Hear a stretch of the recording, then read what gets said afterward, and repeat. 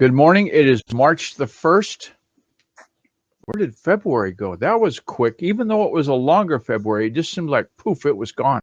Yeah. Good morning to you. Good morning to my co-host Kelvin in England, and welcome Morning. to the Cook Report. Did you sleep last night, Kelvin? Did you dream about SEO tips? Because that's the topic. I slept well, and I was dreaming about it all night. Well, we'll fill that void for those that didn't perhaps dream about SEO. And when I prepared the notes, normally I'll take like 3 or 4 different tips and tricks and so forth and put them together. But today I just picked one. And it's a set of instructions from a fellow named Cyrus Shepard. He's pretty famous. His link will be in the show notes. And he worked for Moz. And Eileen Smith corrected me today. I used to always call it Moz, but she says it's like Wizard of Oz. It's Wizard of Moz is what Fiskin is. There's enough name dropping to fill the week. And so I took Cyrus Shepard's link and his tip. This was the last tip he wrote in his departure from Moz. And here's the tip. Optimize for how users are actually using the page, the article, the blog content, as opposed to how you optimize the page ahead of time when you first set it up. And you'll significantly get better traffic. And that homework, that image has the 7 steps in it, will be in the show notes. And basically, you're going to choose a series of low to mid-performing pages on your site.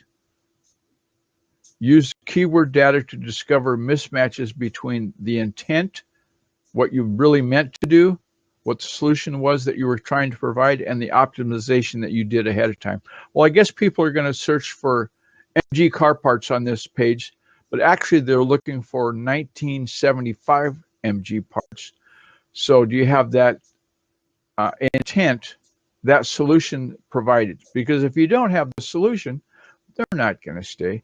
So you optimize for the user intent with your title, your description, your on-page copy, and it'll increase your traffic because you're going to improve their task completion. The goal they set out to complete, to have a solution for, you'll then be the provider thereof.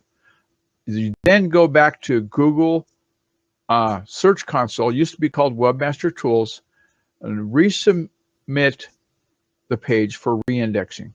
Because what they have in the cache and what you've re-optimized it for, it won't be in there. And then you tweak and repeat it as necessary. For every time that a task is given to that page and it's not meeting, have a solution for that. And as always, track the traffic and the rankings. Rankings are important. Traffic more so, but rankings are still important. And you do that easily with a custom dashboard in your Google Analytics. And that's another whole show I could do.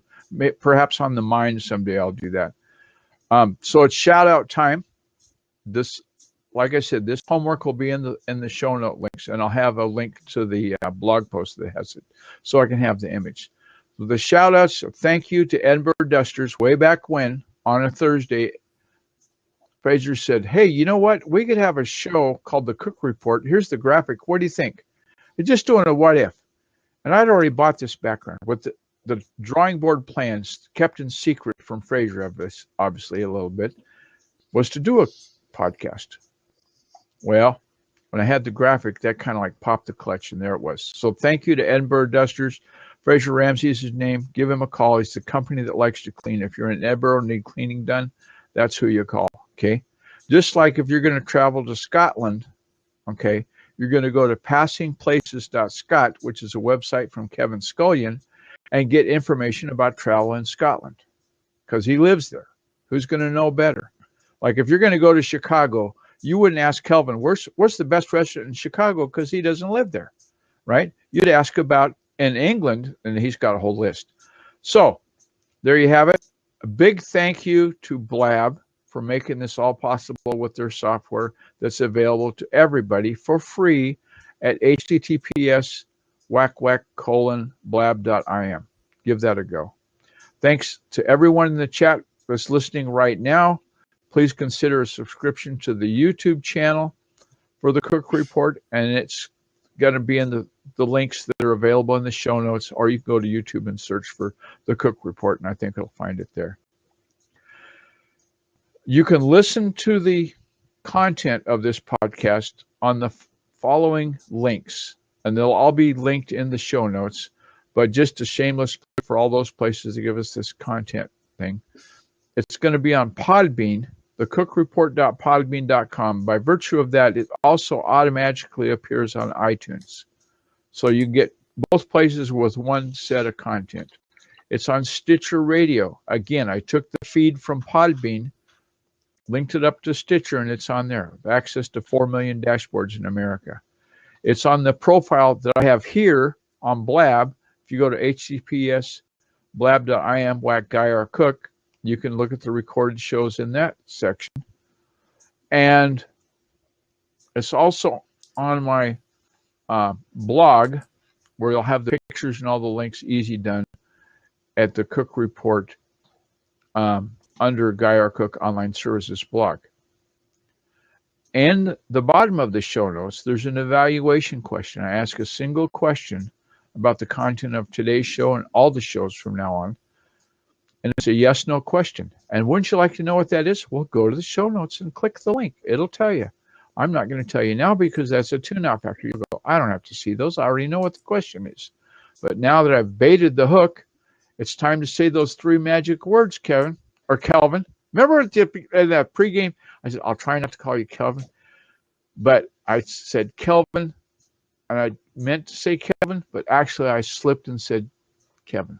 But what I won't slip on is those 3 magic words that end the show. It's a wrap.